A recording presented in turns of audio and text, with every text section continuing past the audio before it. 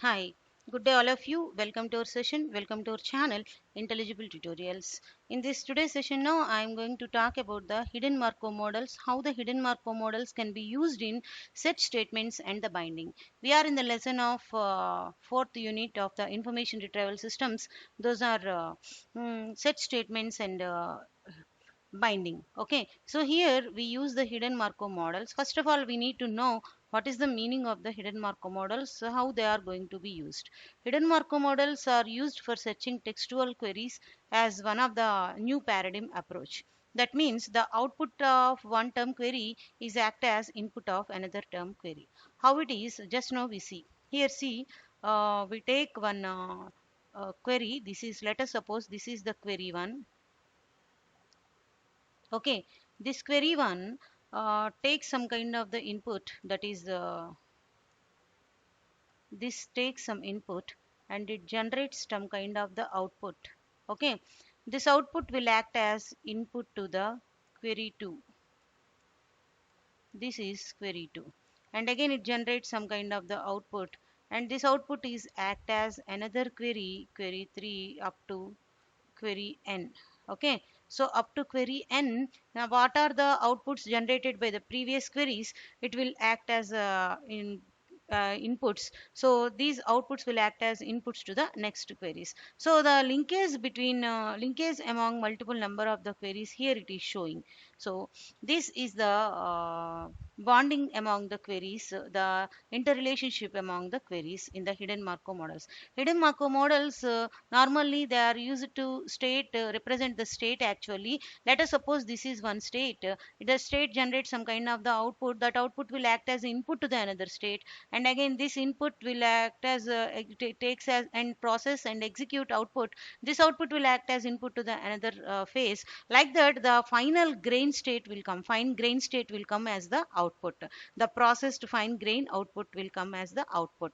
So that is the main motivation of the hidden Markov models. The same hidden Markov model now we are applying in the searching statements of the information retrieval systems as in the queries, where one query can take the input of another query. One query will take the output of another query in the form of the input, and finally it executes the fine query, and finally it executes all the queries to get the information. Okay, so statistical processes that can generate output that is equivalent to the set of queries. Okay, which uses some kind of the statistical processes. Normally the general definition of the hidden Markov model is output producing by some unknown key via set of the transitions through a noisy channel. The output is the query and unknown keys are relevant. The same thing, that means it is saying the same thing what I told in the previous slide. The output via the channel, it act as the input to the other one. Okay, so like this it will use. Okay, the development of the hidden Markov model approach begins by applying the Bayes rule. Here it applies the Bayes rule conditional probability on the outputs. Okay, so channel is the mismatch between the author's way expressing the ideas user ability to specify the query. So what is the channel here is nothing but the author's way of expression of the ideas. That is nothing but the channel here. Okay, so next, what are the disadvantage of the hidden Markov model? So what is a channel here? Once again we see what is the channel here. Channel means the transmission of the messages, the transmission of the queries. Here the users ideas are transformed and will act as an input to the another queries. That is nothing but the channel here. The transmission of the information is called as the channel. Here the transmission of the information is coming to the query 1, and user changed his ideas, that will be again coming to the query 2, and again he's changed his ideas at the query n level, that is changed as query, and like that the user ideas will be changed in the channel. That is nothing but the channel. Okay, so next, this can be represented by you playing the Bayes rule conditional probability. Okay, so conditional probability is the main thing is applied in the hidden Markov model for execution of the queries. Next, the biggest problem is of using these hidden Markov models. Each and everyone having its own disadvantages. In the same manner, the hidden Markov model is also having its own drawbacks. Okay, so what is that is nothing but to estimate the transition probability matrix and output of every document. It is difficult to estimate the transition probability matrix. Why? Because it is executing on the conditional probability. So to estimate the transition probability matrix of the output of every document document for output of every query is the difficult one here, because you have to calculate the priori probabilities, posteriori probabilities for each and every document, which needs the high amount of the computational overheads, and input and output requirements are also very high. Input requirements are also very high. Space complexities and time complexities are also very high. Okay.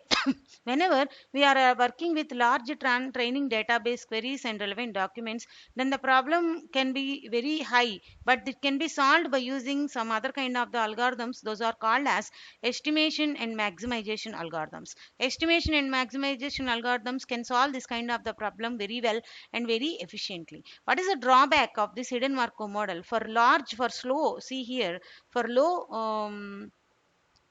databases which contain low queries and less amount of the data. Okay, so less data only it works well.